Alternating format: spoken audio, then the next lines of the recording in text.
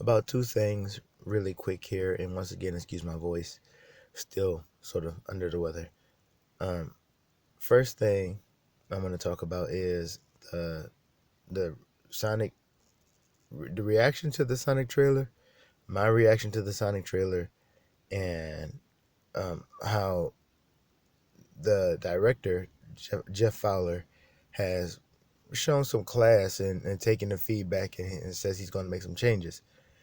And the second thing is there have been some people saying that they have Alita Showtime showing up on the week of May 23rd, and I was skeptical about it, and I still sort of am, but um, when I just did a search for Alita Battle Angel last night, just a search, the Showtimes popped up for me too, and well, I get to that in a second. First thing though, when I first saw the Sonic trailer, I was like, no, this isn't good. But the more I watched it, I said, you know what? Eventually, I can get past the look, and if the character is Sonic, you know, and if I can look at the movie and be like, yeah, that's Sonic, then that's all that really kind of matters. And so I was kind of going to have a more positive attitude about the movie and just go into it like that, and really that's the kind of attitude that people needed to have about Alita Battle Angel when they saw her eyes at first and they thought that just looks weird, that looks creepy. I don't want to see. I'm sorry I couldn't get you a better picture, but anyway, people were like, nah, that's not that doesn't look good to me. So they didn't give the movie a chance, and it's really unfortunate that he didn't give the movie a chance just because of the way she looked, because that goes away in like just a matter of seconds. Really, like they start off the movie by giving you a close up shot of her face and her eyes. Like, here are her eyes, they're big as hell. Get over it, and you get over it real fast because she's so pretty and she's a beautiful character. And the eyes only just make her. No, the eyes are always my favorite. Some of my favorite features about human beings.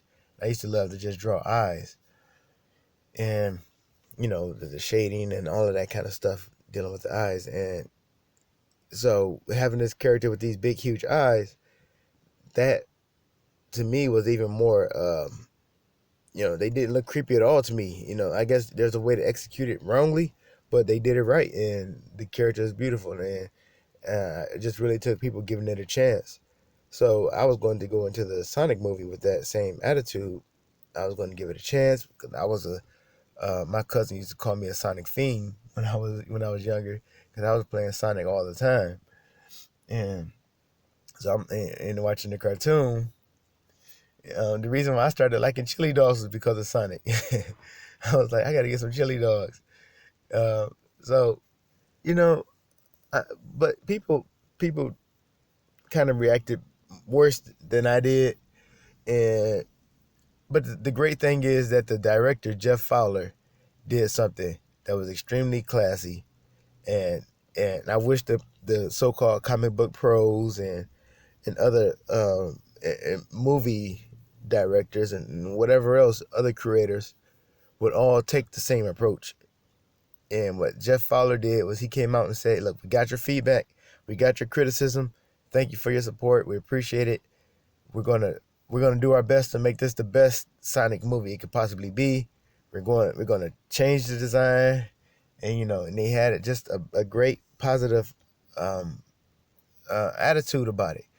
And I'm like, okay, now before I was going to support the movie just to give it a chance, now I feel obligated to. Now I'm like, I have to support this movie now, even if it's just to support the director for him just being so classy like that and really not firing back and calling fans like trolls and man babies and stuff like that. Like too many people feel like they have the right to do. So I have gained a whole lot of respect for this director, Jeff Fowler. And another thing about oh, it's slipping my mind. I hope it doesn't slip my mind. Um, hopefully it'll come back to me. I hate when that happens. uh, so about the Alita Showtimes.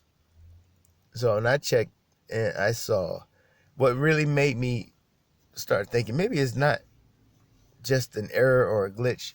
What really made me think that was that it seemed to be the Alita showtimes were they were once a day and the same time every day. Now, when theaters book a movie way in advance like that, like Aladdin, that's what the movie is supposed to be coming out. That's what movie is supposed to be coming out that weekend. But Aladdin is showing. It's a Disney movie, so it's going to get like plenty of theaters. It's going to get plenty of shows. So my question is, if this is really a glitch, for one, why haven't they caught it yet? Number two, why is it that um the show times are just once a day for Alita instead of showing like 6 times a day like it would be if it was a mix up between Aladdin and Alita? I don't know. It's weird. I kind of feel like they're trolling us right now. It's really frustrating, and in a way, I feel like uh maybe it's possible that I don't even want to give them that much credit, but let's just say maybe it's possible that Disney said, "All right, we'll give maybe especially because maybe James Cameron or somebody pushed for it or whatever. I don't know.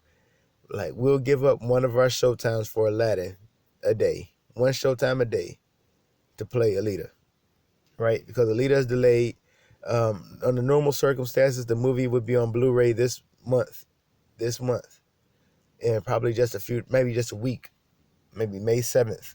It should be on Blu-ray, but unfortunately, it's been delayed, and it's probably not coming out till somewhere between June 25th and June 29th, which is over a month and a half away still. Um, and maybe even early July. I think in the UK, United Kingdom, I think it won't be out until July. So that is a long delay for this movie.